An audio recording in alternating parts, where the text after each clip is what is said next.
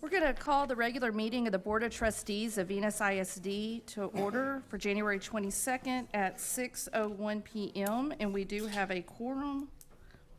And Joe, would you lead us in the invocation, please? Please stand.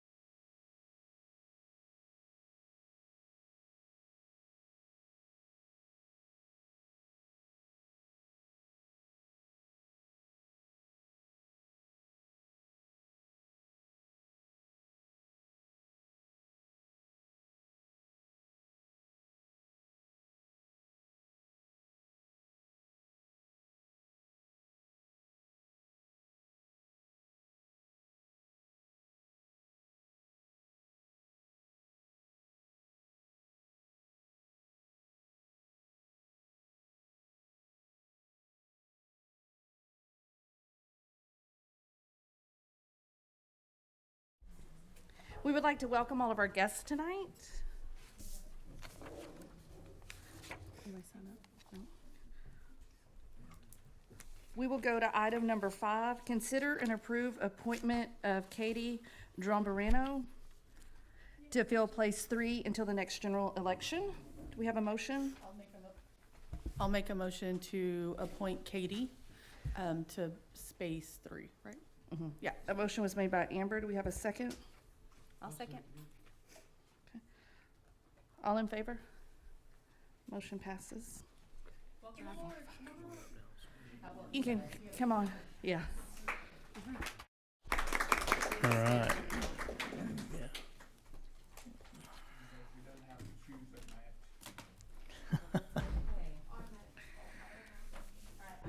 Read the statement, and then if you'll just, I'll read the statement in its entirety, and then if you will just repeat after me once I'm finished. Yes.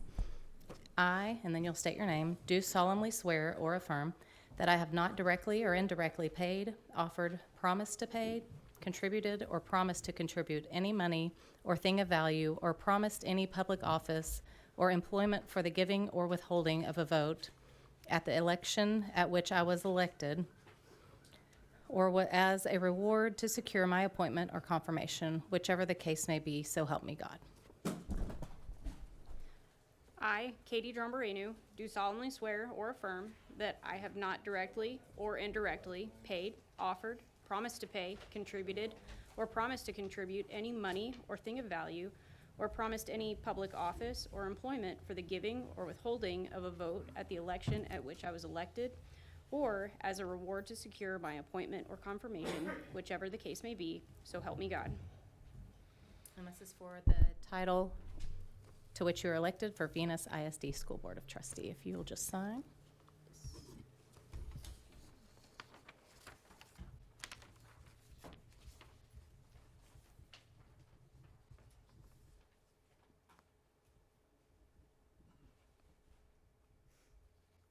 And then if you'll just turn over, we have one more.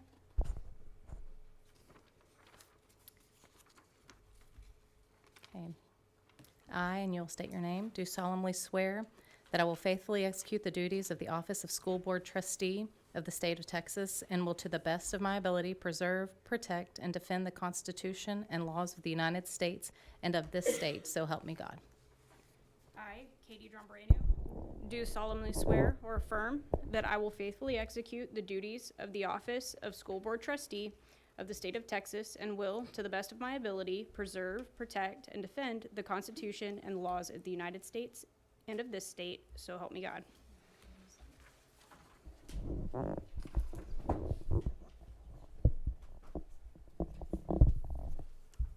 you.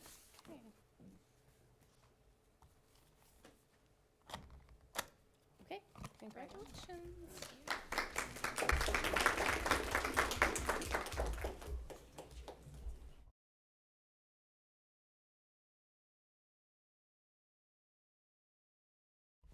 Welcome aboard, Katie.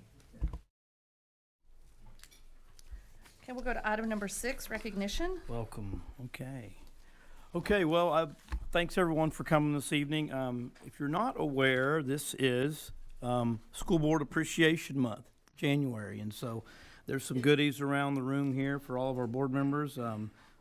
We want to thank you for all your hard work and everything you do, but what I would like to do is just read a formal proclamation here on behalf of the School Board of Venus ISD and recognizing them this month. So I'm going to read a proclamation here. Whereas the mission of public schools is to meet the educational needs of all children and empower them to become competent, productive contributors to a democratic society in an ever-changing world. And whereas local school board members are elected by their community members to do what's best for students.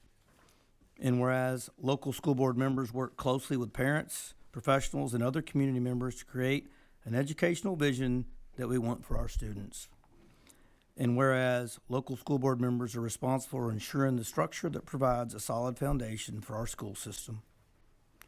And whereas local school board members are strong advocates for public education and are responsible for communicating the needs of the school district to the public and the public's expectation to the district.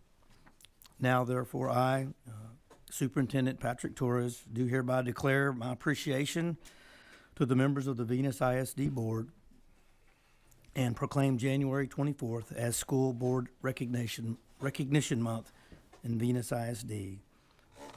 Please join me in recognizing the dedication and hard work of our local school board members in working with them to mold an education system that meets the needs of both today's and tomorrow's children.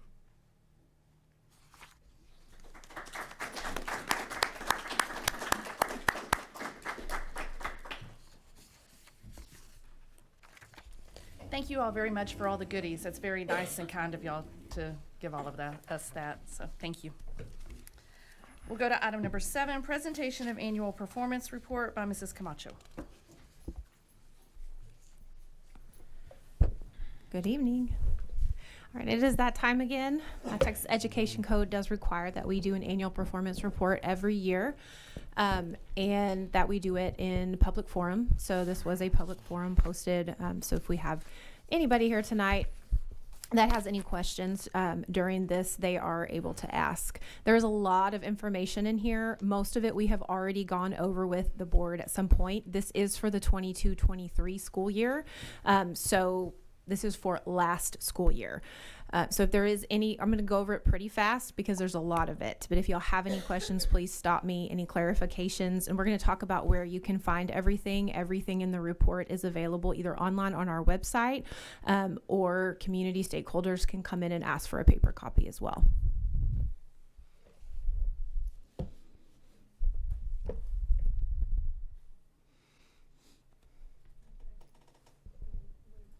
Very good.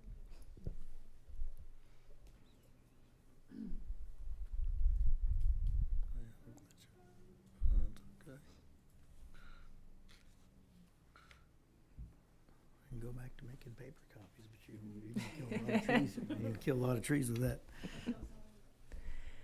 Yeah, the taper, just the district one, I think is 36 pages plus all the campus ones. So if we would have printed paper copies, it would have been a lot of paper.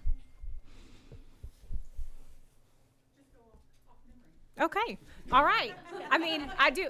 Okay, all 36 pages. I have my copy, but it might be better for y'all to see. We'll talk about the taper first of all. So as y'all know, this is published every year by TEA. This is the Texas Academic Performance Report. It has all of our student performance indicators in there. It includes all of our STAR testing. It includes all of our TELPAS testing for our limited English proficient or emergent bilingual students. It also includes things like graduation rates, dropout rates. It includes staff information as far as staff experience. And it includes our CCMR indicators, so all the different CCMR indicators, and it breaks it down. So this is a really good overall district snapshot about how our students are doing performance-wise. It has overall, this is how we did, and it also breaks it down by grade level, by content, by sub-pop. So it gives you all of that, which is why there's so many numbers in there.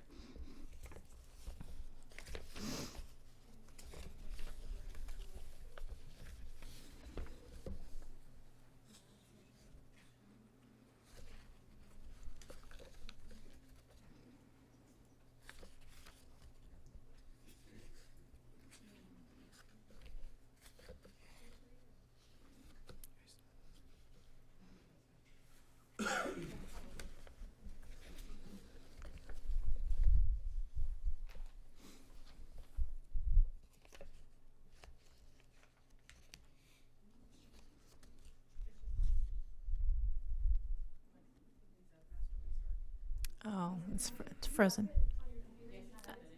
Yeah, I do. I shared it with you. Yeah.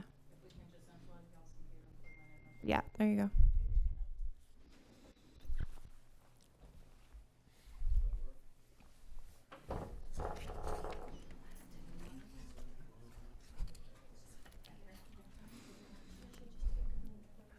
All right, I got a 20-minute limit. So what are we at now?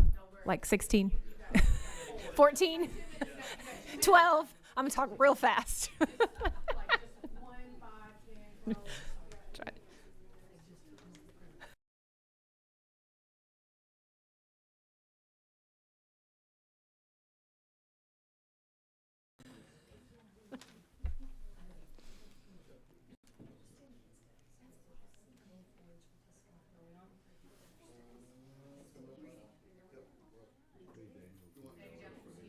Yay. 60 seconds? Okay. I got 8 sections. We got like, what are we at per section? Like 12 seconds a section. Got it.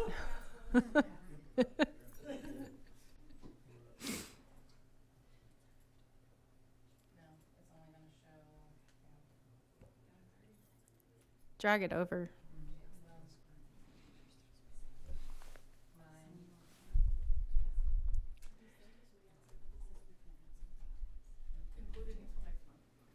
That's all right. Well, we have to do it because it's public forum. For all of our public here. Yeah, y'all want to skip and come back? Okay. We're going to come back to item 7. We're going to move to item 8, presentation of blended learning updates by Mr. Hudson.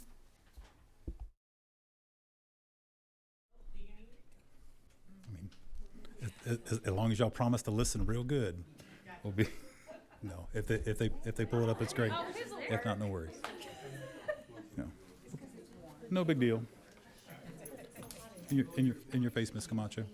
Thank you for the opportunity to share the great things that our students and staff are doing. I'll roll over to the next slide. My name is Warren Hudson. I'm the Instructional Technology Coordinator for the district and also the Blended Learning Project Manager. Next slide. We'll get there. Just blended learning in a nutshell. It takes the best practices from face-to-face and online instruction and merges them in a way that is personalized for the student. Our goal is to put the teacher in a position where they can focus on doing things that only the teacher can do.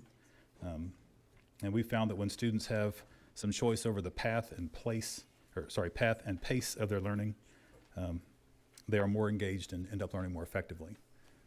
In order to do that, the 5 bullet points on the left are things that we focus on developing in our teachers: data-driven instruction, rigor, student agency, personalized instruction, and relationships. And I'm sure each of those is its own buzzword in education that I'm sure you have heard, with the body of research underneath it.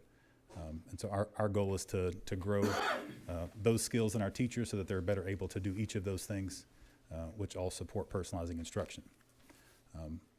How that relates to the goals of the district as a whole is that this supports college and career and military readiness, because when teachers grow those skills, it puts a teacher in a position to help grow students' critical thinking, problem solving, and collaboration skills. The big goal is to increase the quality of Tier 1 instruction, which means that when we teach students at the best quality that we can the first time around, more students are going to be successful, and we don't have to worry about remediating and reteaching as much. So when that first round of instruction hits home for that student can be more successful when that teacher doesn't have to spend time going back and reteaching. Next slide, please. Taking things back to a few years ago, and so COVID pushed our 3-year grant into a 4-year grant. And so back in 2019, the Charles Butt Foundation awarded us this grant. And so if you are an HEB shopper, I highly encourage you to keep that up because the foundation does a lot of great things for education throughout Texas. Our focus was on secondary reading, and this year the principals have grown blended learning into the math and social studies departments at the middle and high school.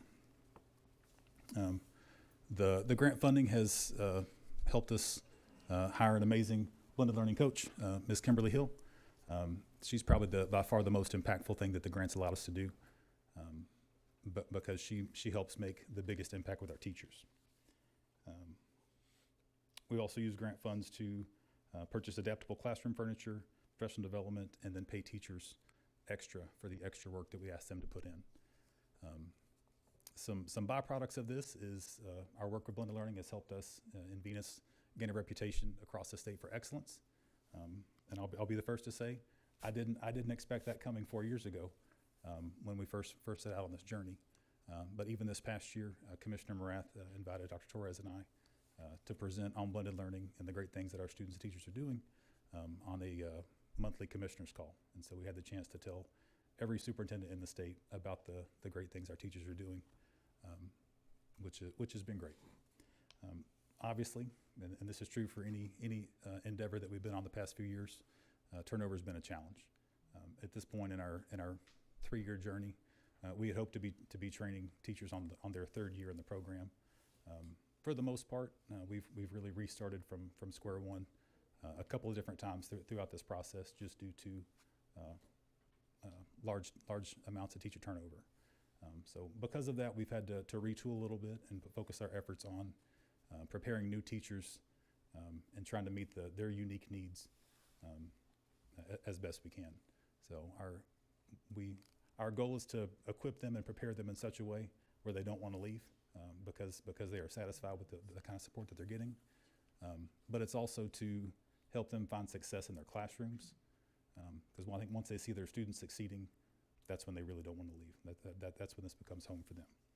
So teacher retention is also a problem, but I think a long-term solution for us because we want to grow that in our teachers as well. Next slide. And this video was prepared by our friends at the Charles Butt Foundation. It's going to do a much better job than I will about helping you understand what's going on in our classrooms. And the best part of it is that it includes some student testimonials about how their learning has changed. Last year, I remember not wanting to come to school because I knew that I was struggling whenever I was doing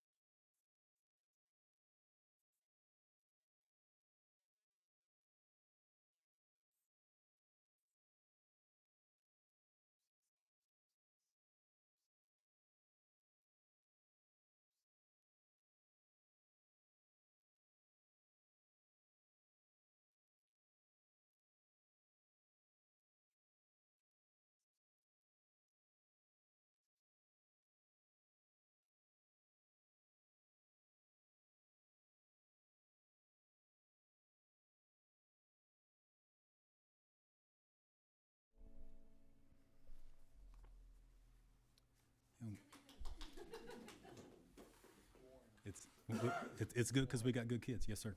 Talk about the demonstrate, how other groups have come in and watched what we've done. You're gonna make me skip to the last slide. Go ahead and skip to the blue side, the blue slide. And so a lot of the video that was taken there came from a showcase visit. And so as a part of our grant, we have to open our doors to other schools and other communities to show off the good things our students and teachers are doing. Gonna go click 2 more slides. And so our showcase for this year is gonna be on February 13th. One more slide. There we go. I'll email each of y'all a personalized invitation, but just wanted to call attention to it. We have had, I have the specifics written down somewhere.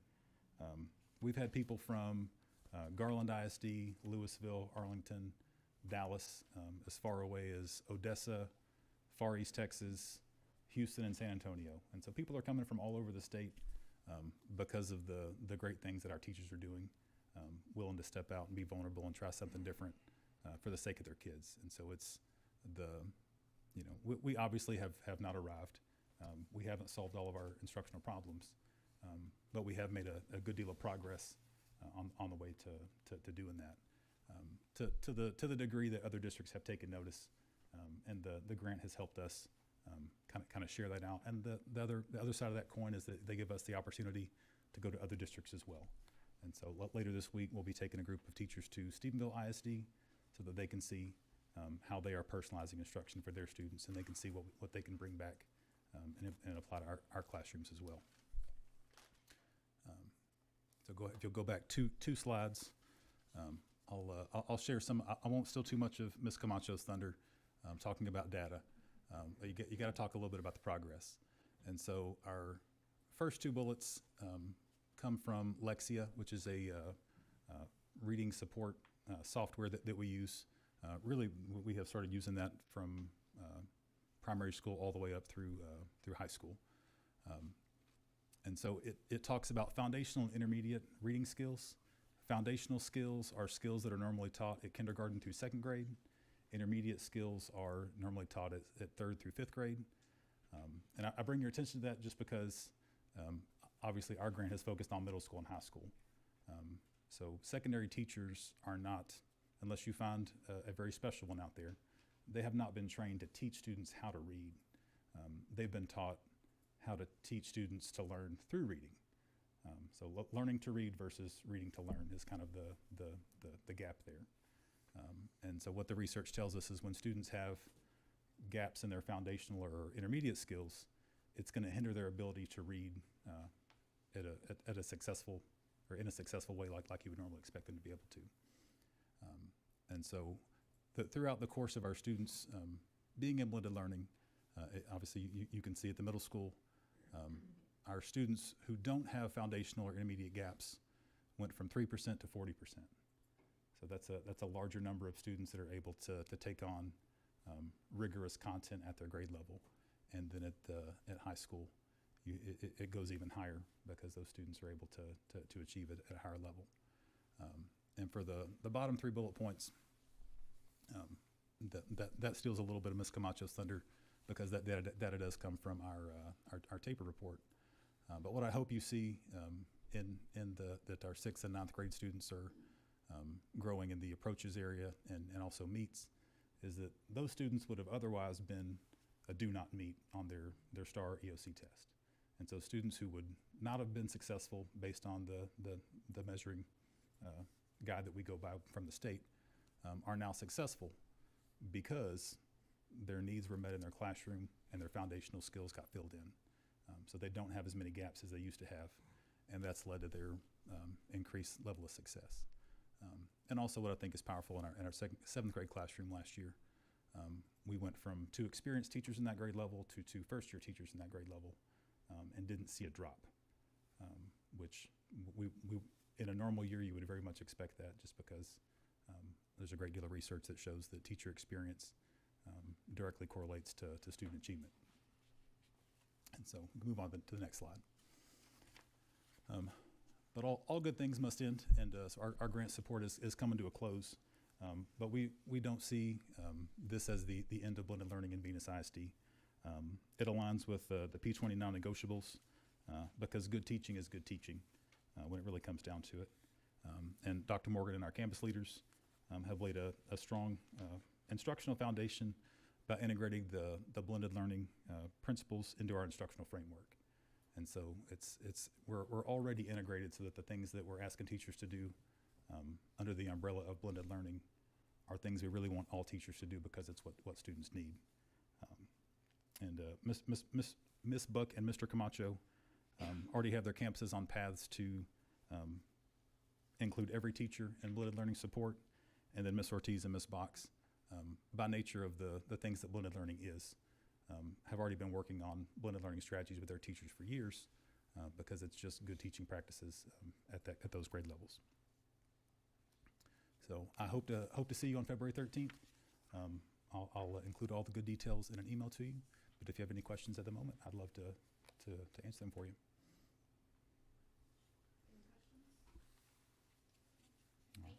Thank you very much for your time. We will go to item number 9, presentation of campus reports.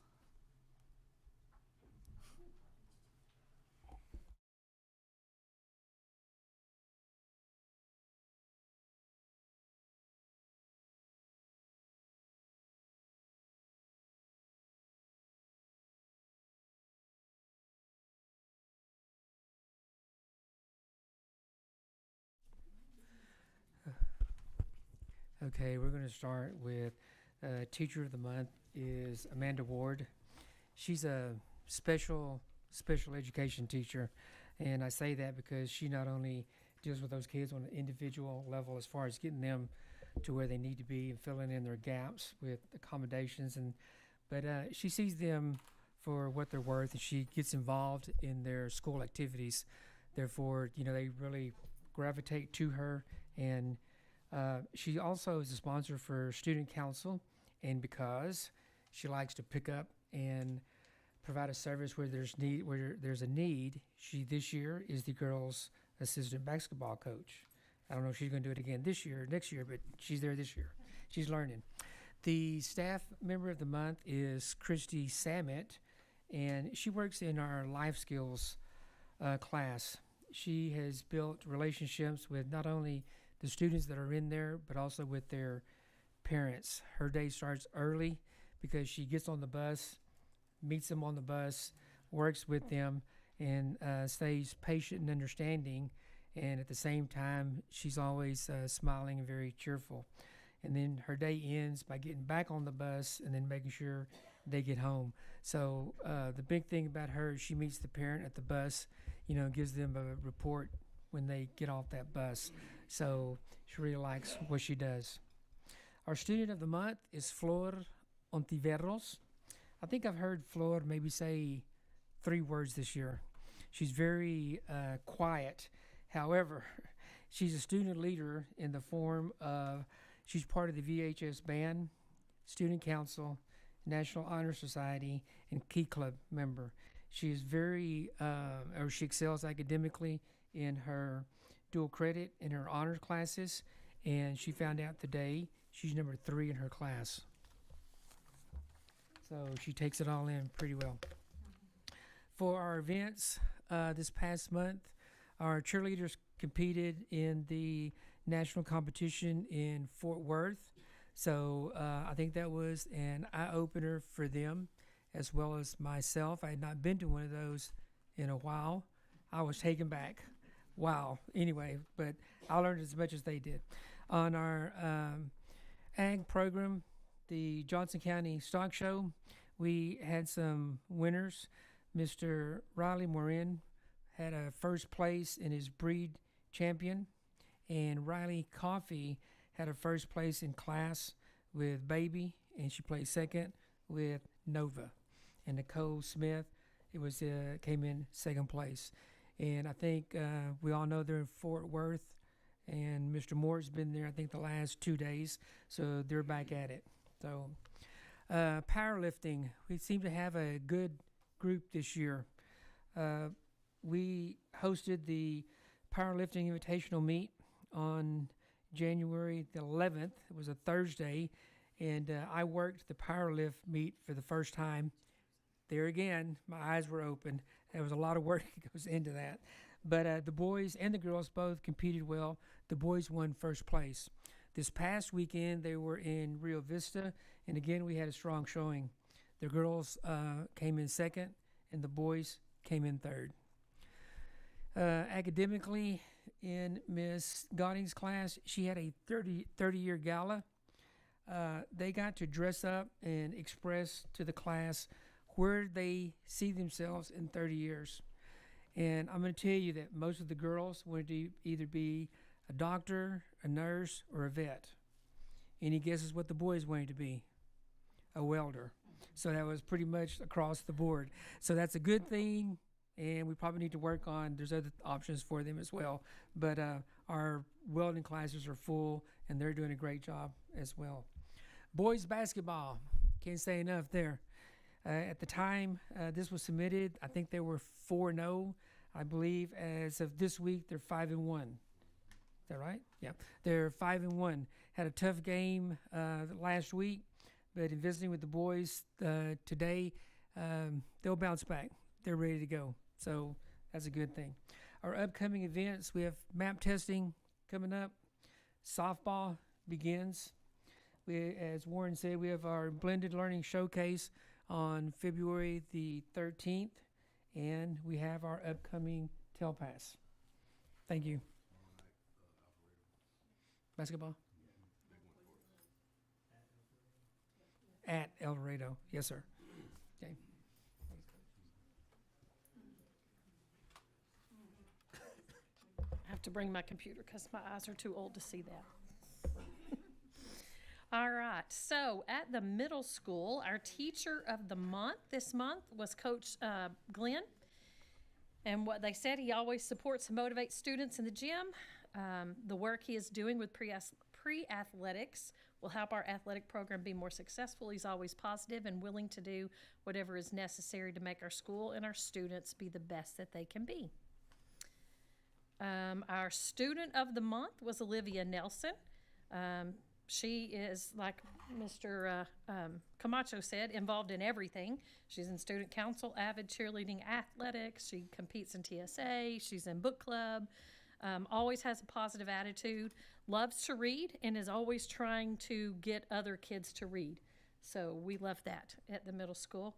And then our support staff member of the month was Miss Younger. She does everything. So they didn't write a lot other than she does everything and that she's a rock star. So we agree with that. She's fabulous. So activities, things going on. We started MAP middle of the year testing today. And so we'll finish that this week. Hopefully by Thursday, everybody will be finished. We had a couple of kids compete in Johnson County Stock Show. And then I have several teachers going on blended learning tours around the state to go see other folks. We have to reschedule some, but we have some going to Stephenville. A big thing that's been going on that has kept me from sleeping at night is CEN asked our campus to create the awards for the very fancy Midwinter Austin Superintendent Banquet. And so I don't have pictures, but I will get pictures. So the kids designed them. The CNC machine cut them out. We've stained them. I'm ready for that to not be a stress level for me or my teachers because we want it to be perfect because this will be the first time a middle school has ever been asked to make them. And so it's kind of a big deal.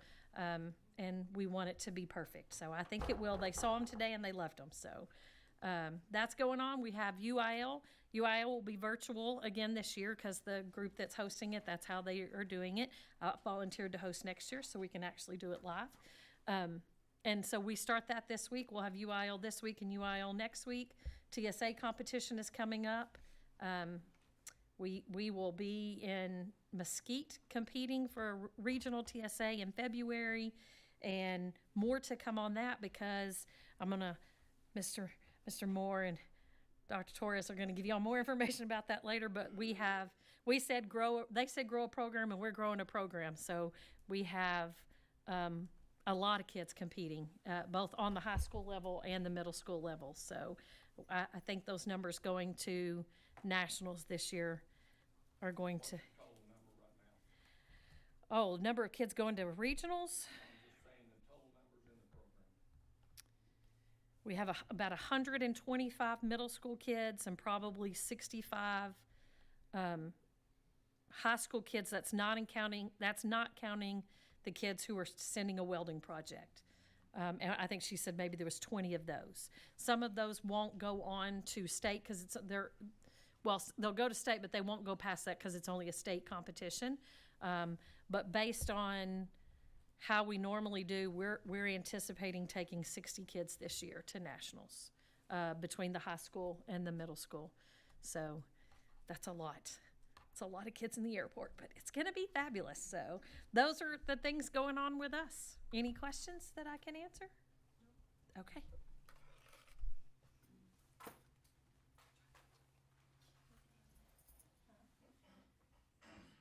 Okay, I did not bring my computers, but I'm sure Rosie has my report. We just continue to grow. Our enrollment's up to 690. They just keep coming. We had two more students come for enrollment today. I included our upcoming dates, and these are just some pictures back from December that happened after our board report went in.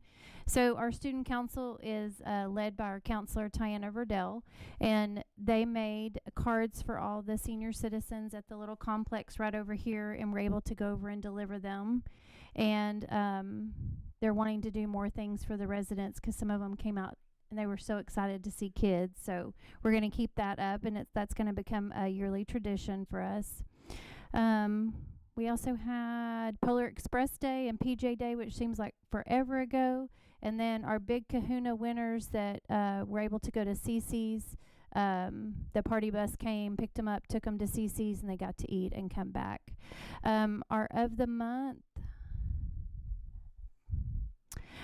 student of the month is Adelie Sanchez. And I think from the time we walked in, from the time we left, she didn't say a word. She just this look of shock on her face. She just could not believe when Dr. Torres said her name. I mean, her eyes just grew 5 times, and she just could not believe that we were there and that we were there to celebrate her.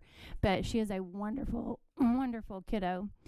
And our staff of the month is Mr. Harris, and Mr. Harris has been in Venus a long time. He was at the daycare when we had the daycare at the old elementary. His mom ran the daycare here in Venus, and he grew up here, went to school, kindergarten through 12th grade as a graduate, and came back to work for us about 4.5 years ago.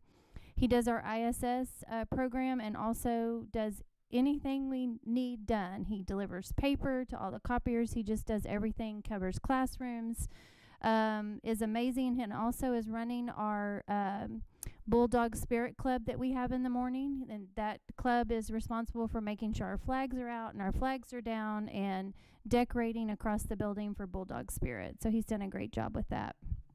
And our teacher of the month is Laura Brandis, and she is new to us. We were able to get her from another district, and she is the most fabulous reading interventionist and came to us to take over our 4th and 5th grade intervention program in reading. And I think her son also works for Mr. Camacho. He's an English teacher. So we've got 2 of the Brandis family members here in Venus ISD, and she has no plans to go anywhere. Said this is her dream job, her dream district, and loves our kids. So she's doing an amazing job. And that's all I have.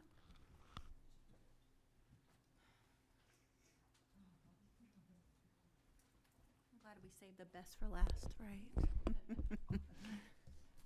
Yeah. Oh, wait. Oh, no. Do you want to do the oh. No, it's on. Is it on? Yeah. Do you want to do the campus report first? We do have a video. That's our thing for y'all for Board Appreciation Month. But we will do our campus report. Just like Ms. Box is saying, we are growing. I think we started, our numbers were in the 390s, so we're up to 412. Just last week, I think we had about 6 kids enroll. So we love it. It's great. And hopefully they continue to come. Our teacher of the month is Miss Ola Zaba. She's a kindergarten bilingual teacher. She is fantastic. We are so fortunate to have her, just what she's able to do in the classroom and the positivity that she brings to our campus. We're just very appreciative. Dr. Torres was able to come read to them a few times, so it's been fun to have him in the classroom with them. And then our staff member of the month is Coach Vedito, PE teacher. She has just been a rock star this year, incorporating academics instruction into PE, and so it's been fun. So we're starting to do a lot of physical games, incorporating counting and letter identifications. Sweat yoga, we do yoga. They do yoga about once a week, and so I've been in there. It's fun, and so just kind of thinking outside the box with what we do in PE. So I really appreciate what she's been able to do. And then our student of the month, Zoe Marshall. She's in kindergarten in Miss Rodriguez's class, just the sweetest little girl, had perfect attendance last 9 weeks, a great helper, a perfect role model of a bulldog. So, and then we're staying busy like everybody else is. We are doing MAP testing. We're also doing M-Class assessments. We've started our Kids Heart Challenge, and we're prepping for February, which is our 100th day of school, which is a big deal on our campus, and then Valentine's Day. But I do have a video that we made. It's about 2 minutes and 55 seconds, but I do hope you enjoy it because we do appreciate everything that you do, because your decision making helps, our students strive. So I hope you enjoy it.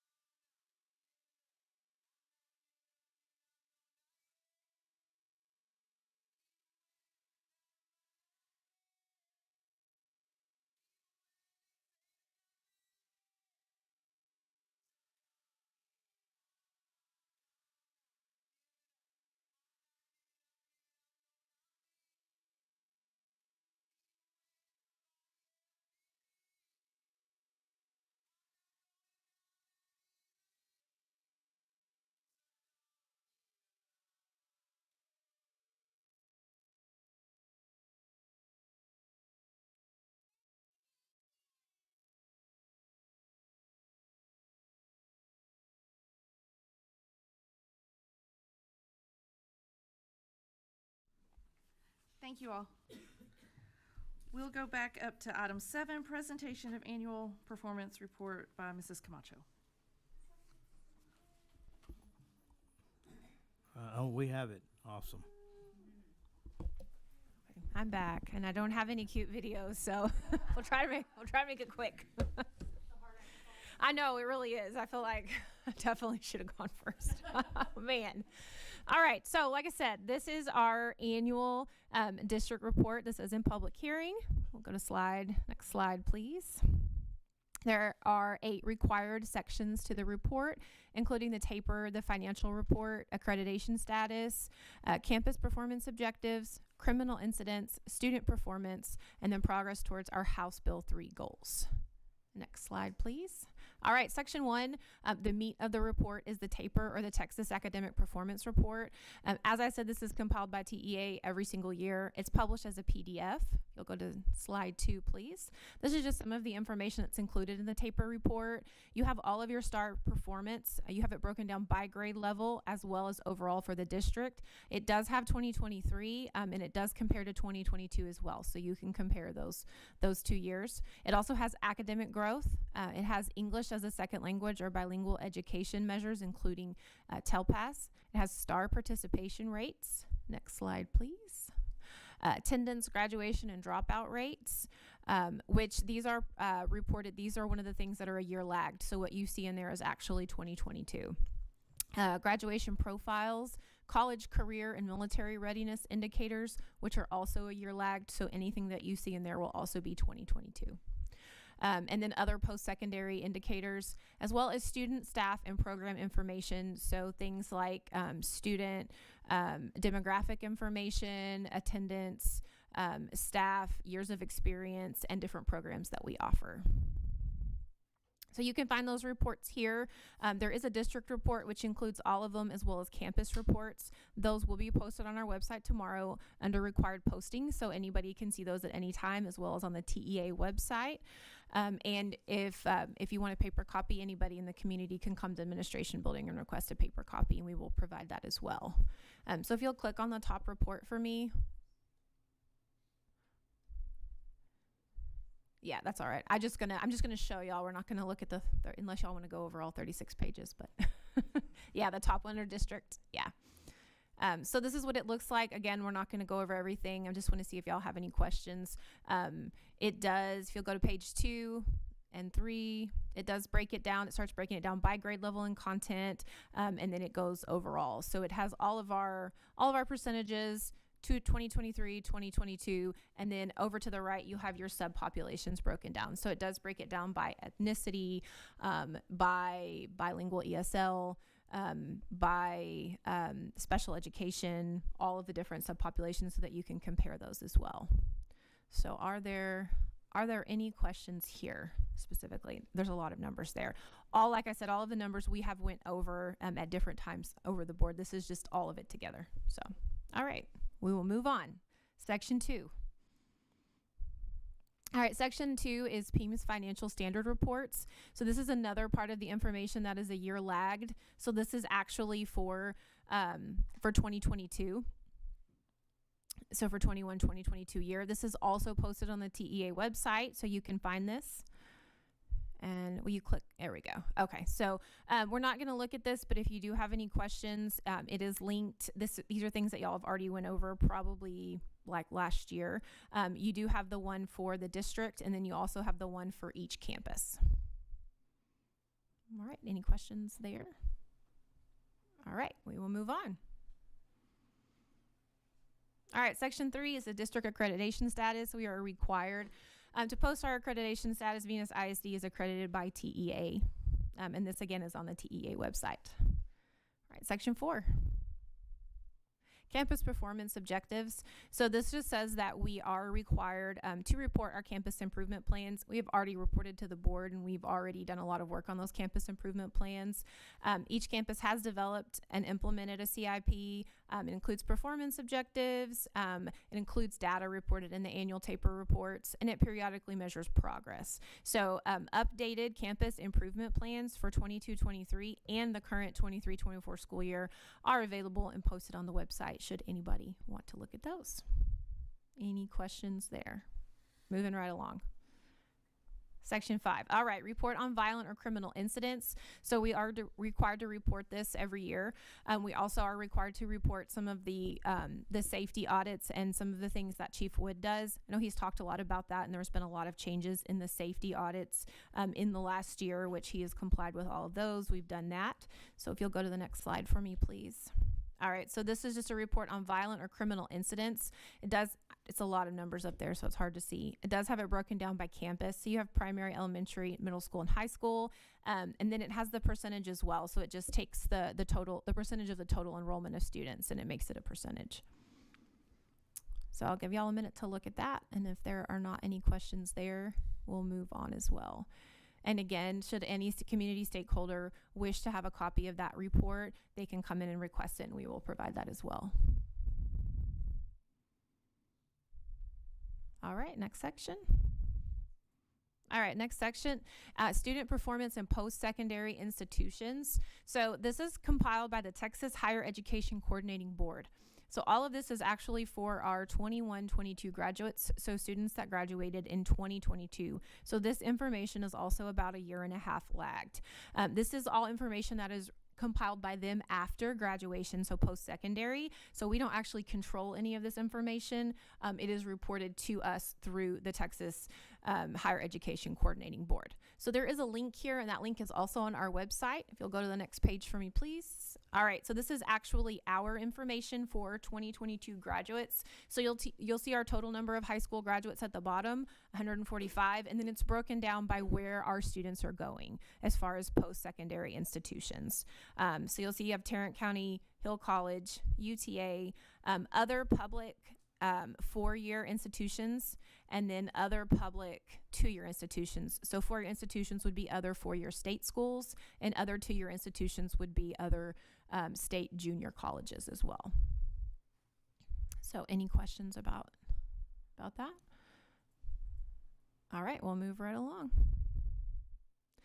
All right, so Section 7 requires that we report on the progress of the district and campus House Bill 3 goals. So if you remember, these are your 3rd grade and then your CCMR. So it focuses on 3rd grade and CCMR in high school. So if you'll scroll to the next. There we go. All right, so goal 1 is increase the number of 3rd graders to score meets or above on STAR reading. If you remember, House Bill 3 is a 5-year long goal, and we have checkpoints each year. So it does keep rolling up. Also, if you'll notice, it says meets and not approaches. So this is actually a little bit higher than approaches, or what we consider passing. This is meets grade level. This is like, ideally, this is where we want all students to be. So our goal is to have it is to move it from 26% to 45% by June 2024. So that's the end of this school year. Our 22-23 school year checkpoint, which is the end of last year, our goal was 40%. Our actual was 26%. Our goal number 2 was the exact same thing, but it was for 3rd grade math instead of 3rd grade reading. So again, this is meets or above. So we're ideally where we want all students to be. This is not approaches or above. So we were originally, when we started the goal back in 2019, we were at 20%. So our idea is to increase from 20% to 45% by the end of this year.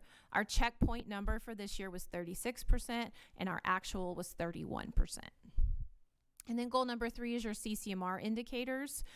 So we're looking to increase from 48% to 75% by the end of June 2024.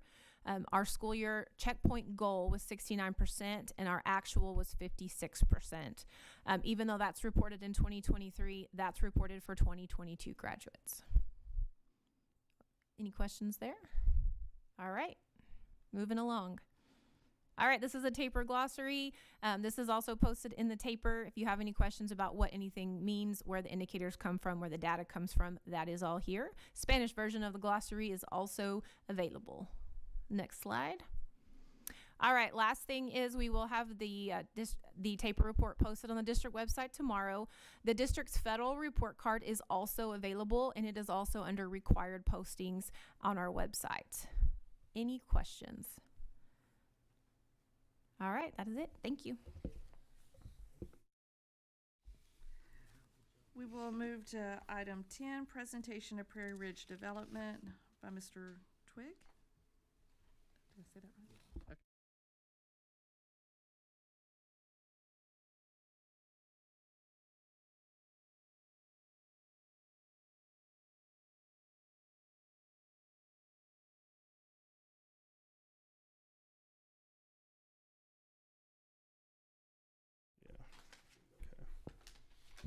Okay. Ms. Gonzalez, would you mind putting it on the, I guess it's the presentation mode that just kind of zooms in a little bit?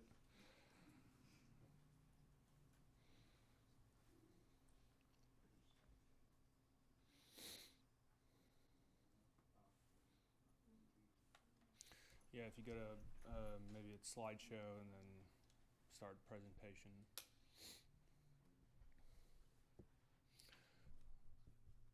But board and Superintendent Torres, thank you for inviting me tonight. My name is Daniel Twig. I'm with Provident Realty, who's the developer of Goodland, Texas. You guys might know that name by Prairie Ridge is maybe something you guys are more familiar with. I've been meeting with Venus ISD and former administrations for the last couple of years, keeping you guys updated on what we're doing and the progress in the community, just so you guys can kind of get your bearings. The property is located where Highway 360 and 287 meet. That's the northern boundary, and then we have 5,000 acres of land that stretches all the way down to pretty much Highway 67. And so you can kind of see it on the map there. It's more of a regional map. And then if you go one more slide, you can see there it's a little bit more zoomed in, but the purpose of me being here today is to do a couple things. One, give you guys just an update of what's going on in the community and progress with development and what we're up to and kind of the different stages of where the development's at and what the future looks like for us. And then two, a little later on in the presentation, I'll get to what's important for you guys today and what what we would ask the district to consider and think about as you guys experience growth in your district and start to prepare for additional facilities with that growth. And it's what you guys spend a lot of time doing, but just kind of an overview of Goodland, which, like I said before, the community that you guys probably know if you've driven that part of the world is Prairie Ridge. And so over the last 5 years or so, Provident, the developer that I work with, has purchased an additional 3,500 to 4,000 acres out there. So the footprint of the community has expanded. And so, what that means is, we've had the ability to, really create a town out there. And so the reason I say town is because one, of the footprint of the community itself, and then two, the different uses, real estate uses that eventually will be built out here at Goodland. And so, part of the reasons why, you guys have experienced growth in your town and in the area is just because of, the proximity to Dallas and Fort Worth and, with 360 and 287 being a major transportation corridor, we've really kind of identified this piece of land as a great opportunity to improve the area and, build a special place. And so, over the last 3 to 5 years, we've really been intentional with, positioning this master plan community to have a really good impact on the area.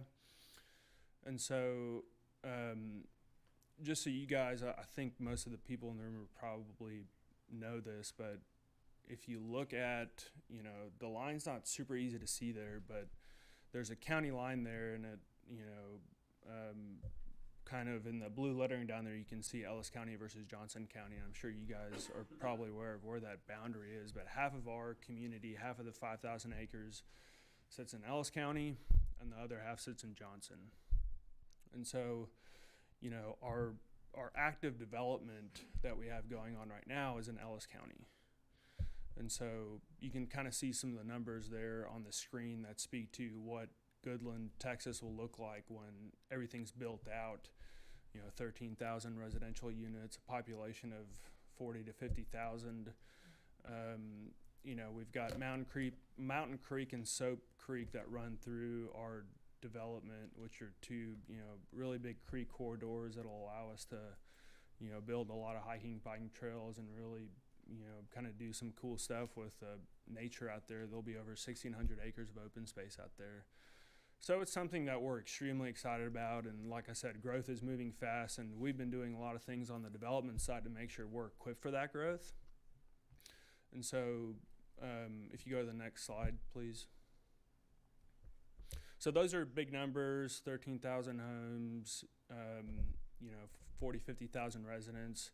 As far as what's built out there right now, I don't know if any of you guys have been around that area, but if you're driving north on 287, you'll come up on Prairie Ridge Boulevard, which if you're looking at this map here is the kind of the black line that runs east-west that connects to Highway 287. And so that road was built, quite a while ago. It stops right there at the county line. And so we've built 800 lots out there. There's about 450 homes. And, we are planning a very large expansion of Goodland at the moment. Part of why over the last 3 to 4 years, as you guys know, with COVID and the housing expansion that's happened in DFW, we've experienced that as well in Goodland. However, because of traffic constraints in Prairie Ridge Boulevard, we have had to create a second major point of ingress and egress out of the community. And so our solution to that, and the last time I was here presenting to the board, which was probably a year and a half ago, I had started to talk about, what Prairie Ridge and what Goodland's going to turn into and what we need to do in order to kind of jumpstart this growth. And the solution to that, in order for us to activate more than, the 800 lots that we have on the ground now, is to build what we're calling Goodland Parkway. And that road is a 120-foot right-of-way road, 4-lane divided road that connects Prairie Ridge Boulevard that Ms. Gonzalez just pointed out, and connects to Highway 360 service lane. So if you see the black road that runs all the way up to Highway 360 with the arrow pointing north, follow that all the way up. That road's about a 2.5 mile road that is, like I said, going to tie into the service roads and create a second point of ingress and egress. And what that does is it allows the traffic and the movement and the flow of this whole area really to open up. Ultimately, that road that's going to tie into 360 is going to connect all the way down to Highway 67, as you guys can see that road going down. So, but, it took us a lot of time to plan that road and engineer it and acquire the land in order to make that connection and, work with TxDOT and Grand Prairie and other municipalities. This whole area, by the way, so you guys know, all of our land, you can see the orange line, the skinny orange line that you see outlining all the land. That is Grand Prairie's ETJ line. So all of this land's in their ETJ. Some of it is in the city, some of it's in a freshwater supply district, a special district that we created or that was created by the state that those 450 homes are in. And so eventually some of the other land, or all of the other land, the plan is to annex into the city of Grand Prairie. This is their jurisdiction and has been for, since their ETJ expanded down here. And so,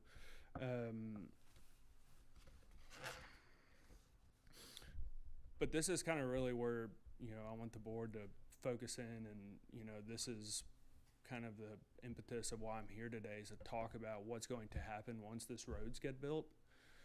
That road, like I said, is fully engineered and will start construction in March, so in about a month and a half.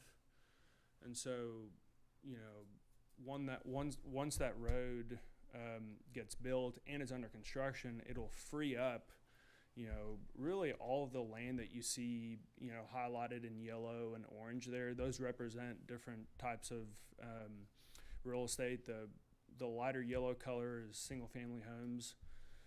And then the orange color is, you know, multifamily, denser type product, townhomes, which is positioned where Goodland Parkway, the new road that we're building, and Prairie Ridge Boulevard, which is existing, tie into each other. So it'll be an intersection that, you know, will kind of generate commercial uses. There'll be civic centers there for the county and Grand Prairie, and, you know, for Venus ISD, there'll be schools in the area. Hopefully, that's the reason I'm here.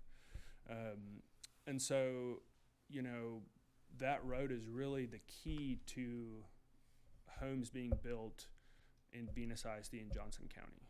And that is happening as of March in a month. The roads you're talking about would be from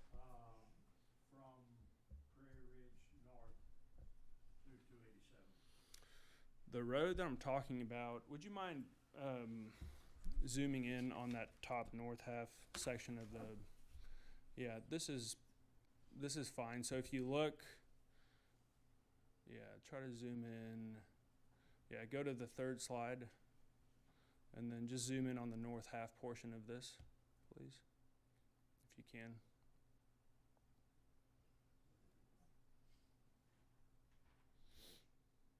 Yeah, there you go. So zoom up or scroll up just a little bit, please. Okay, so Prairie Ridge Boulevard, if you guys see over there to the right, that road exists today and goes all the way to the county line. So if you follow that road west, keep going past those two roundabouts, right there by the county line, that's where that road stops today. And so, you know, that's been the main road that's been serving the community, but because of traffic concerns and the condition at 287, you know, turning northbound and southbound, it's backed up, and eventually TxDOT will have a elevated interchange at Prairie Ridge Boulevard and 287, but like I said, in order to provide for more traffic flow, and, you know, TxDOT and the cities do studies and say, okay, you can only plat so many lots and then you're gonna run into traffic issues. So we started acquiring land to the north, and the road that I'm talking about is from that roundabout. You follow that road up, and it's gonna go up and scroll up, and it's gonna tie all the way into Highway 360's service lanes. So right there where 287 and 360 meet, it's gonna cross that box diamond that's there, and you'll get right on the 360 service lane. Okay, and then, okay, that will start in March, Yes, sir. and then from there south is proposed. Yeah, thanks for asking that question. That, you know, because we have such a land assemblage out here, we're going to be building, you know, from really all sides of this community. And so to the south, what you see there is, you know, a different shade of colors. There'll be some industrial there, and, you know, possibly some additional residential. So, you know, although the southern portion of what we're calling Goodland Parkway is not on such an accelerated timeline as what's being built now, that is coming, and it will come quick. So we'll start building from the south, you know, probably later this year. And so Turn into B.B. Jones Road. that's existing B.V. Jones Road. That's right. That's right. 67. Yes. So the idea is for, you know, Goodland Parkway construction that's tying into 360, that first leg, to meet up with, you know, the V.V. Jones version of Goodland Parkway when we start building that from the south. But we'll start construction, like I said, of, you know, the southern portion of that road, maybe Q3 or Q4 of this year. And so, you know, like I said before, I've been in front of you guys for, you know, a while now, and worked with, you know, the previous administration, Mr. Hopper, and you guys probably had many discussions with him about, you know, this community. And so, you know, but as time has progressed, it's now gotten to the point to where, you know, there's going to be homes out here in the next 2 years. And so what I want to just emphasize to you guys is that, you know, we're here to partner with you guys and make sure you have all the tools to, you know, service these kids with the quality of teaching that I just, you know, heard from over the last 45 minutes. And so, you know, we've planned multiple school sites over here on the Johnson County part of our development for you guys, and, you know, have worked that into our master plan, and, you know, have met with Mr. Hopper and Dr. Torres over the last, year and a half to 2 years to try to equip the board to make these decisions when they need to be made. And I think, just for clarity's sake, it's coming probably even quicker than I think it is, because, there's like I said, there's so much growth out here that, we ultimately, I think for Goodland itself, our goal is to sell between 400 and 600 homes a year out here. And so the Johnson County side of things, you guys have 8,000 planned residential units on the Venus ISD side. And so I'm not sure exactly what metric you guys use, but that probably equates to between 5,000 and 6,000 students. And so, I previously, we came to a point to where we sat down and looked at kind of the lane planning south of what we call the town center, which is our multifamily units, and planned a couple school sites for you guys. And it's just shy of 15 acres right now. And so, in fact, I think last time I was here, we had an agreement, a purchase and sale agreement that I think has been put on the shelf for a while to acquire that school site, or the first school site, if you guys recall that. And so, we'll probably need to brush that off. But I think just the punchline here is, when this road gets built, we'll start developing lots at the exact same time that we're building this road. So we'll start developing lots later this year on both Ellis and Johnson counties. And so, there'll be significant lots being delivered by 2025, which means homes in 2026. And so,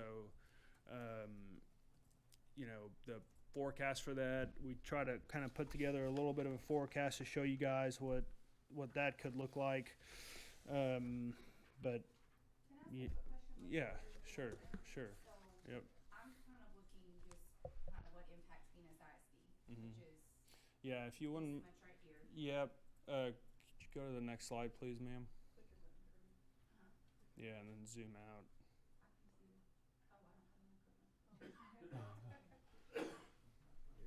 So at the bottom, that F1, F2, F3, is that industrial on the Johnson County side? No, it's flex area.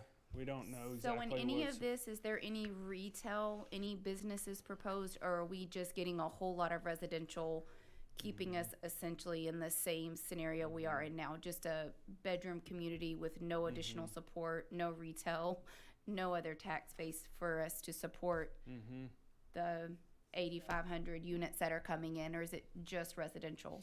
That's a great question. I'm happy you asked. So part of the reason why we were strategic about the location of that road and tying into existing Prairie Ridge Boulevard is we wanted to create this, what we're calling the town center.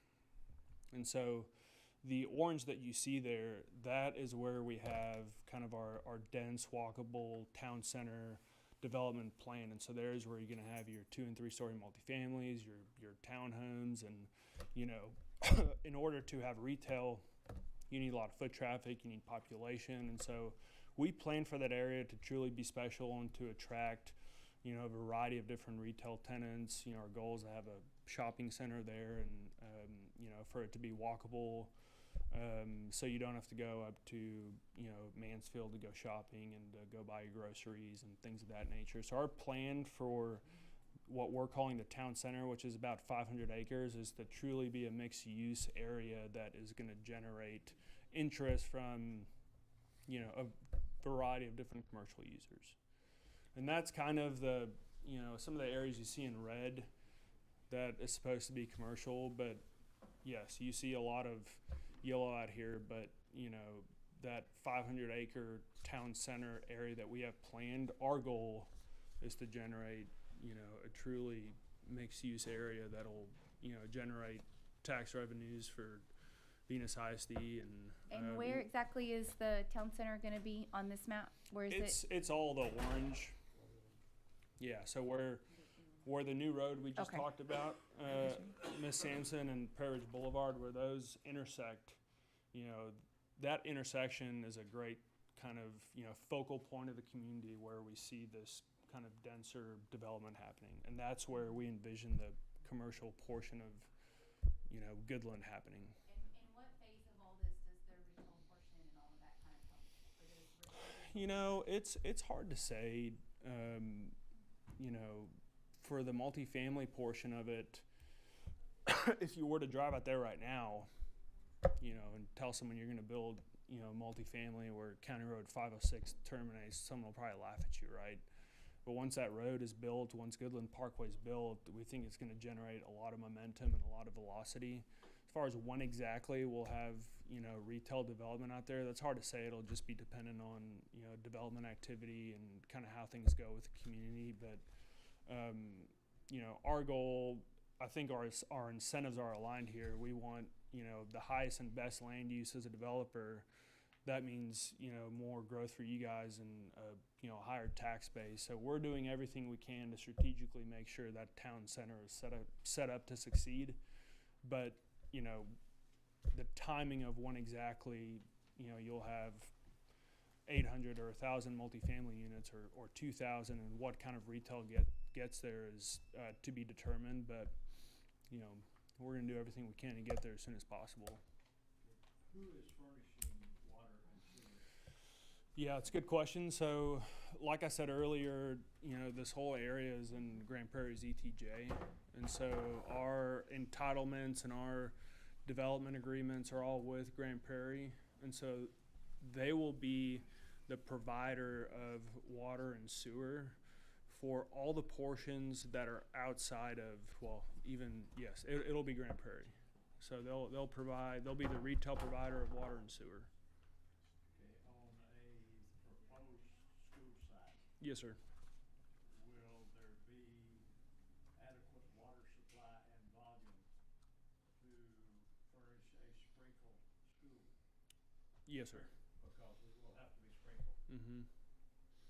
Yeah, it will, and we already have activities today that are stubbed out to the county line, and those are large lines, 16, 20-inch water lines, and this basin is ample sewer capacity. But we're also going to be, once we are engineering this area to accommodate for uses like multifamily and other commercial uses, we'll make sure to, or we are going to, in combination with Grand Prairie, to size those utilities appropriately. Okay. Yeah.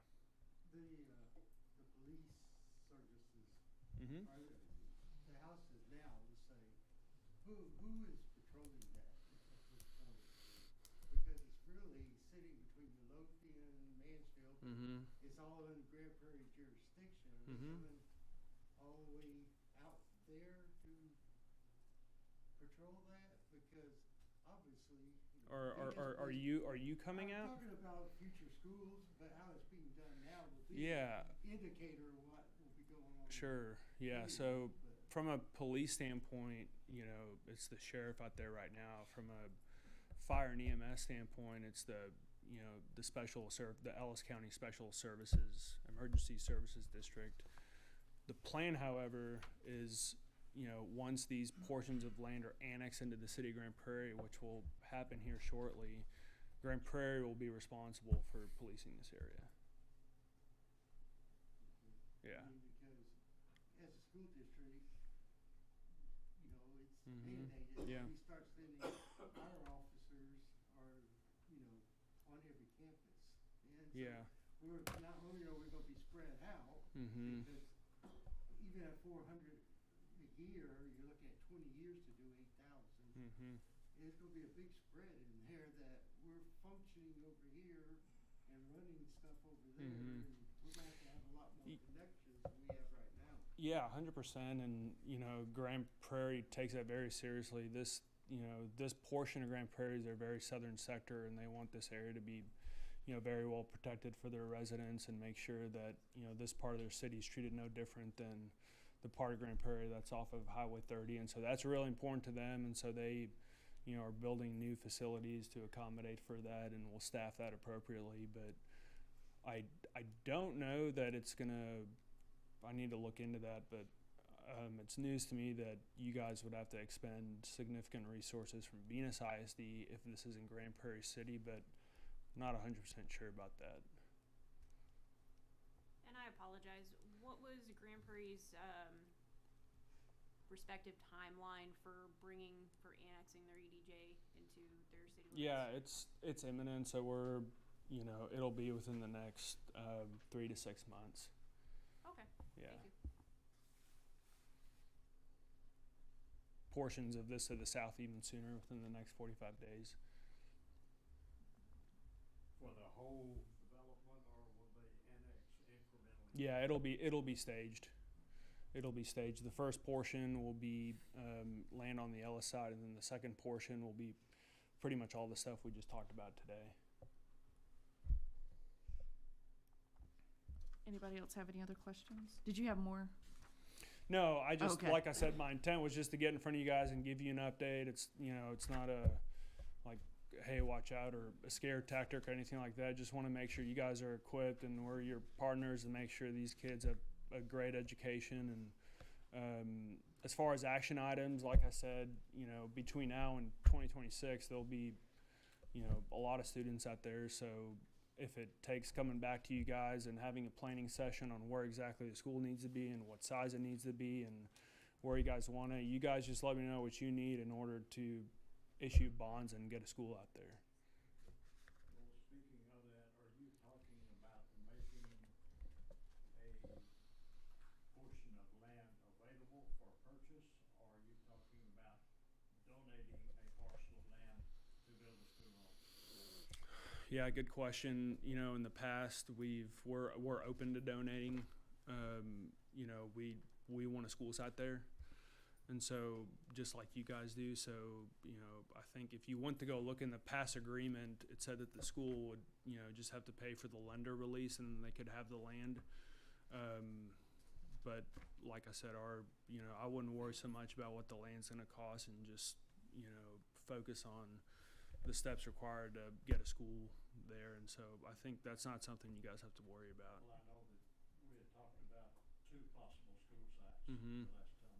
Yeah, and there is two. The one's kind of hard to see. So one is the blue parcel that you see there between R1 and R2, and then there's one to the south of that. But those are just that's just a box on paper that can be moved, and the size can change. But once we start engineering that area and developing that area, that's when we'll need to just sit down with you guys and say, hey, what works the best for flow? How do you guys need the roads to work? Let's talk about how the buses come in and out, all that stuff. That stuff, we just want open communication with you guys and want to sit down and have a good relationship so we can not get caught flat-footed. Well, the criteria for a school site. Yeah. Is infrastructure, water, sewer, natural gas, 3-phase electricity, Mm-hmm. well drained, all that criteria. So Yes, sir. naturally, that's what we would be wanting. Now, how we arrive at that with Sure. you guys. Yeah.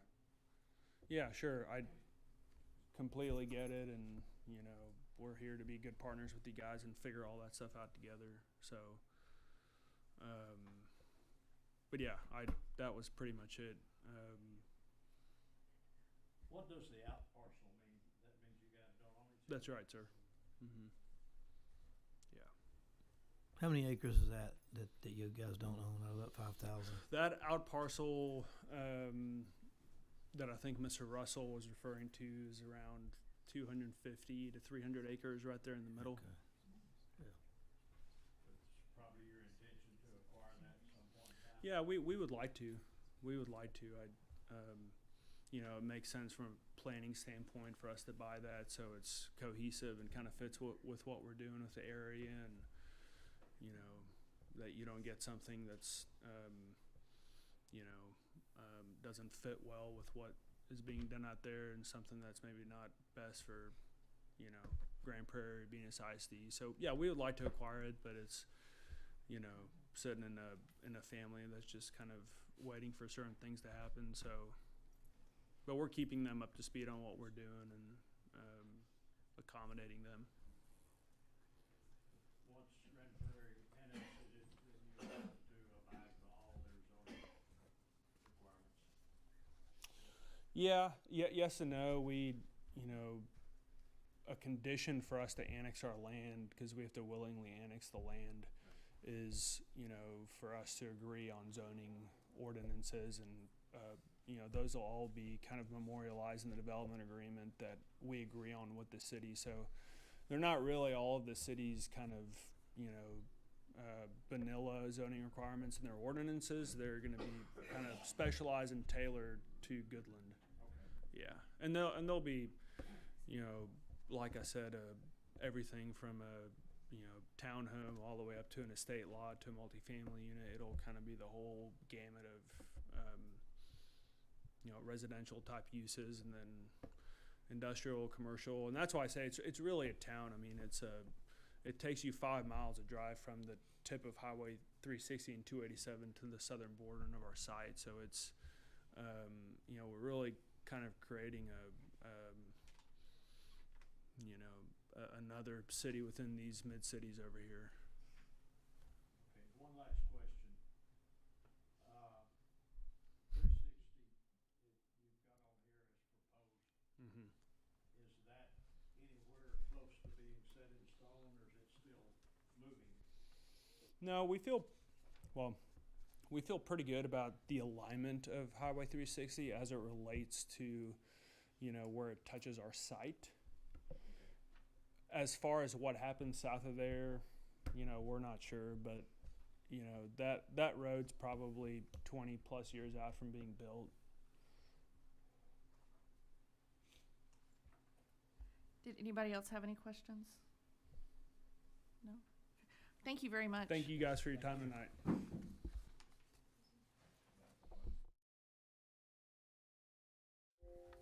We will move to item 11, presentation by Hankins, Eastep, Deaton, Ton, and Say, and consider approval of annual financial audit by Mr. Deaton. Hi, good evening, President Gore, Board of Trustees, and Dr. Torres. So tonight we have Mr. Deaton from Hankins, Eastep, Deaton, Tonsay, and Scarborough CPA here to present us with our annual financial report for year ended August 31st, 2023. And while he gets started, I will hand out these documents to you. So welcome, Mr. Deaton. Thank you so much.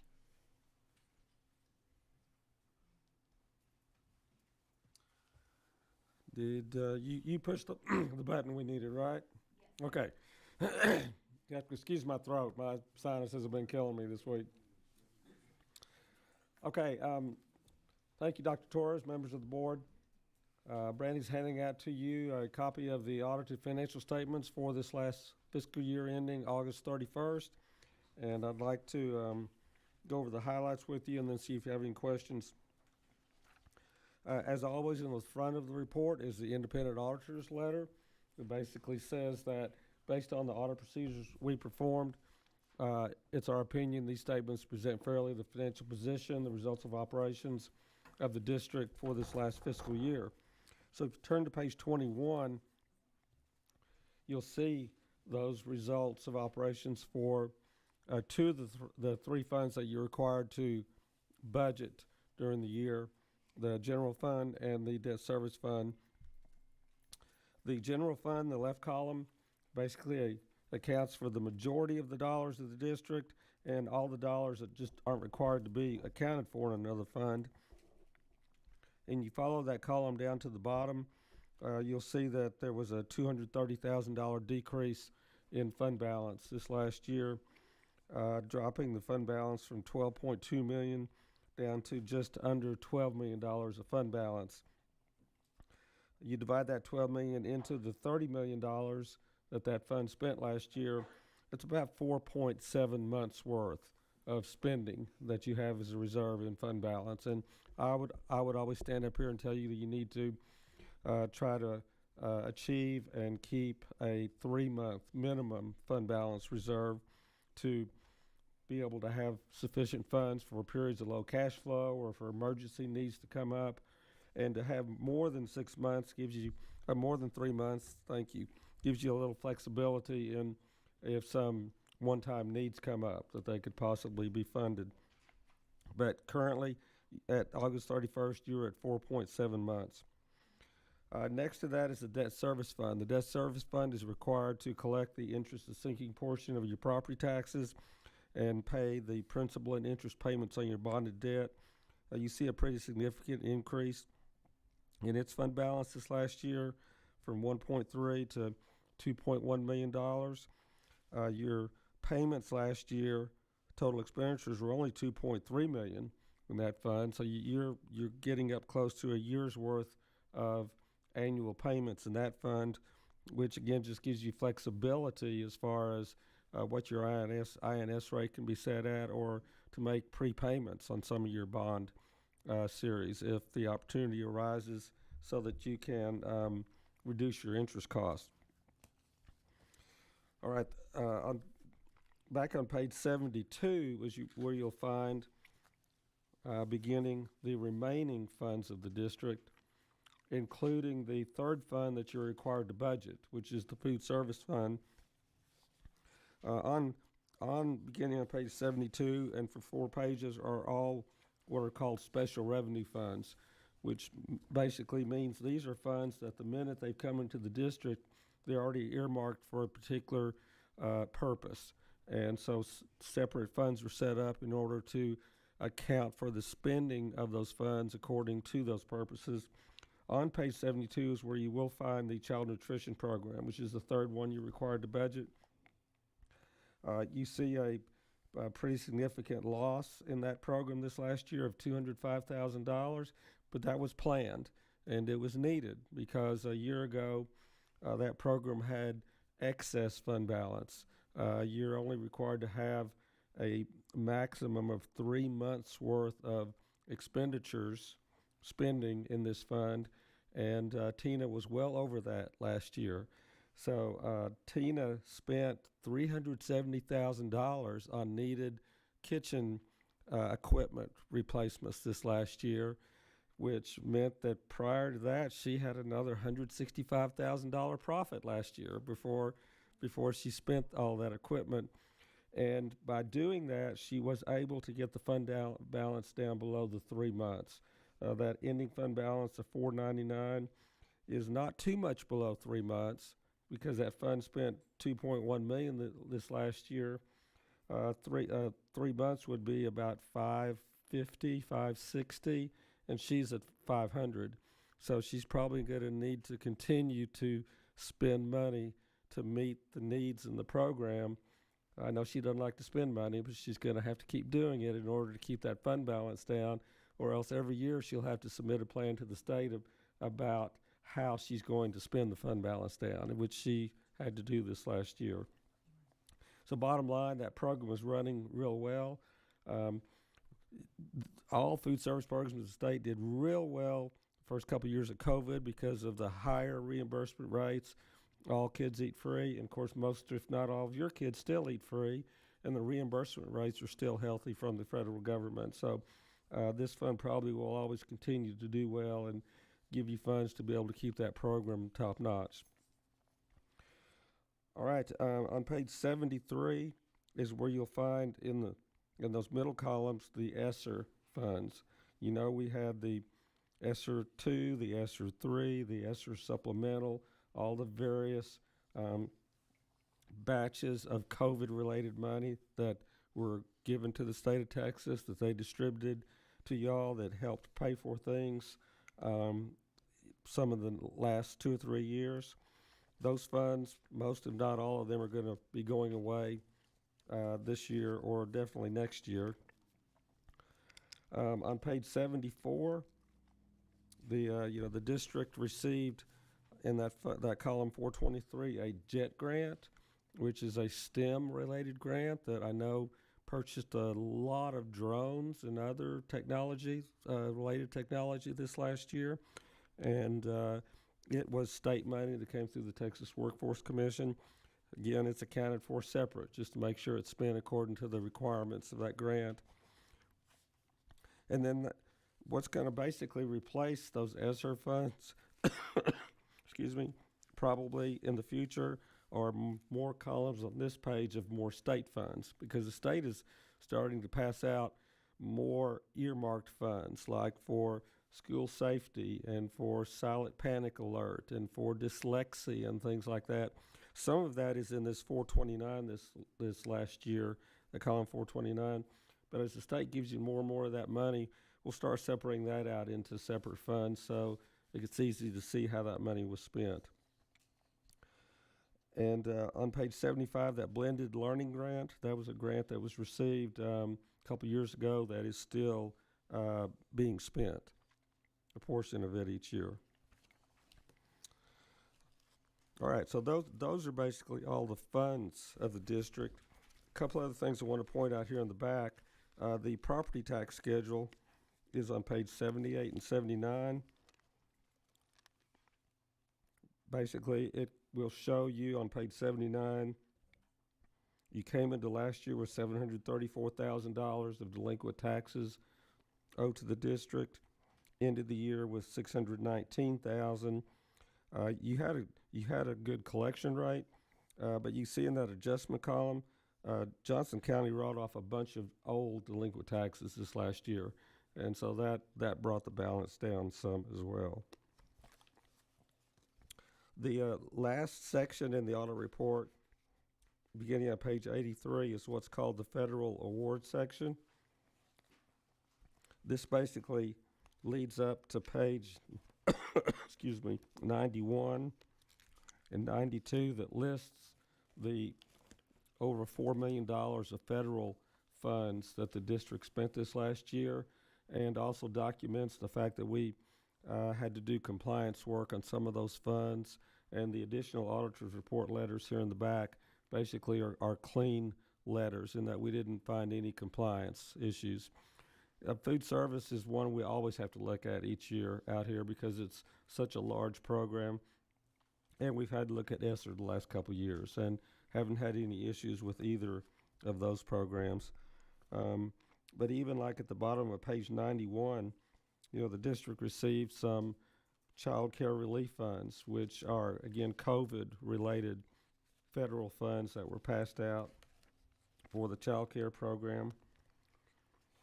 And then on page 92, where you see all the food service funds,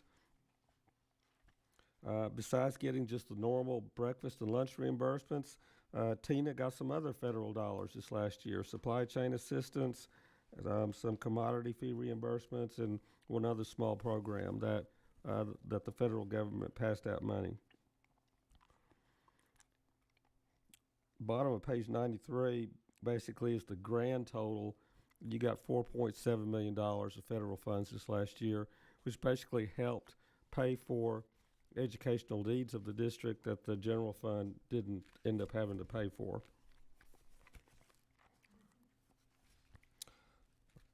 All right, couple other things I want to point out. The middle of the report has a whole bunch of footnote disclosures and detail about accounts. The one thing I want to point out there is on page 54.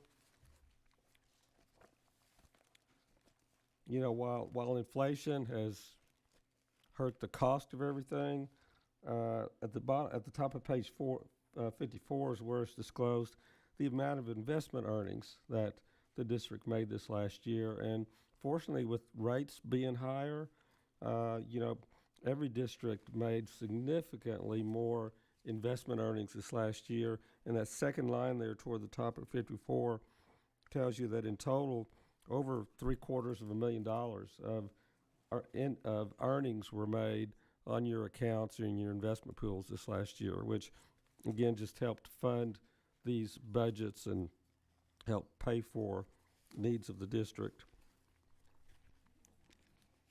And then last but not least, I want to point out, as I usually do at the very front of the report, page 17,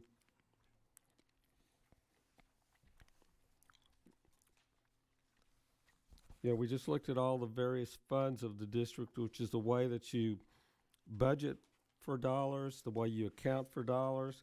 But in the audit report, we're also required to put this consolidated financial statement in at the front. Page 17 is a consolidated asset and liability statement, which combines the assets and the liabilities of all those funds we just looked at, as well as the capital assets of the district and the long-term debt of the district, and also is required to throw in some state TRS liabilities for unfunded liabilities they have in the pension and health retirement programs. The bottom line, you can see that y'all are very positive, a positive $23 million as a district, which most districts that I deal with, I don't see these kind of ratios. And the primary reason in your district is, you know, you've had a big bond issue a few years ago for some very needed construction at several campuses. Prior to that, you didn't have very much debt. You had paid for so many things that were captured as assets in past years that basically you'd used fund dollars to pay for, earnings, reserves to pay for rather than debt. And when your capital assets are strong compared to your long-term debt, that ratio, that helps out this bottom line. So to be a positive $23 million for a district your size is really good.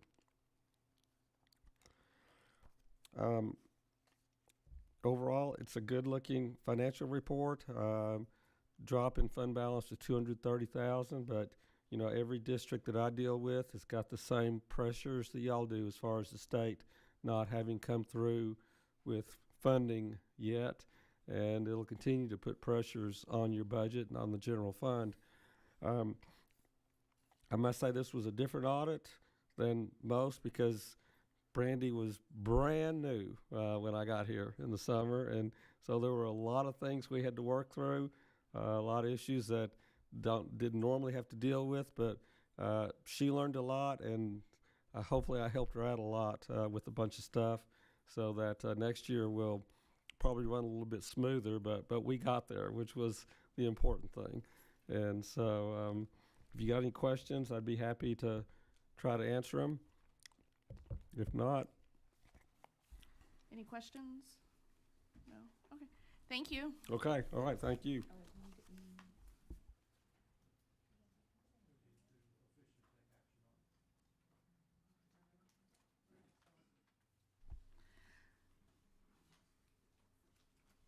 So, do we have a motion to either approve, disapprove, or table for a later date the financial audit, annual financial audit? Okay, a motion by Greg to approve and second by Joe. All in favor?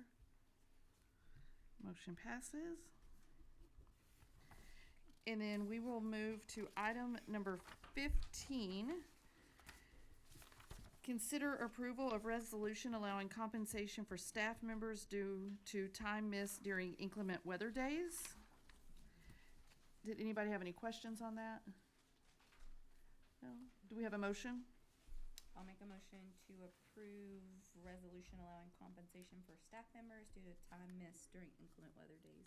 Okay, a motion by Kirby. Do we have a second? I'll second. Second by Joe. All in favor? Motion passes. Okay, and then we will go back to item 12. The consent agenda. Did anybody have any questions on anything in the consent agenda?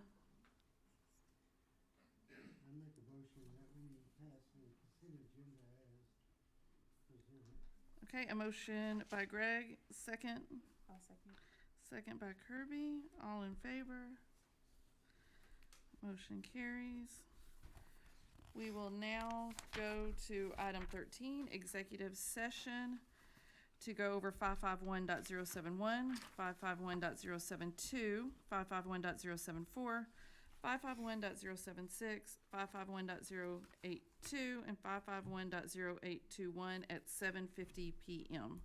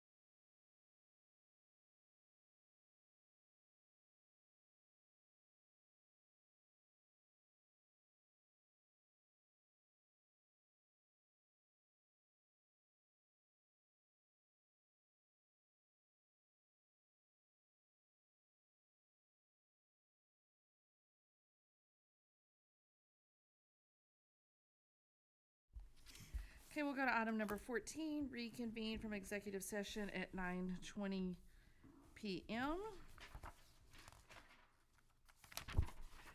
And then, nothing for 16. Item 17, We do. we didn't have anything. Mm-hmm. Didn't we? No, we didn't have anything for 16. Per personnel, no. No, we don't have anything. Okay. Yeah. Item 17, reports. Excuse me, yeah, so you got your reports attached there. You don't have any questions. Just, once again, just a quick update. We are, back in session after the second week of being off from the break and into 2024, the new year, and just going 100 miles an hour. And so, as you heard this evening from all the campuses and departments, there's a lot to celebrate. There's a lot going on, and there's a lot up and coming. January and February are some of the busiest months of the year where everything is crossing over from academics to ag to sports, et cetera, et cetera. So we're off to a great start for 2024.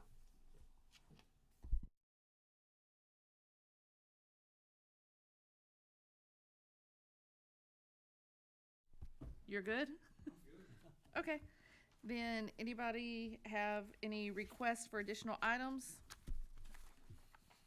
Nope. And our next scheduled board meeting, we have February 10th, Team of 8 training, and then our regular meeting will be on February 19th. Yes. And we will go to item number 19, adjourn at 9:22 PM.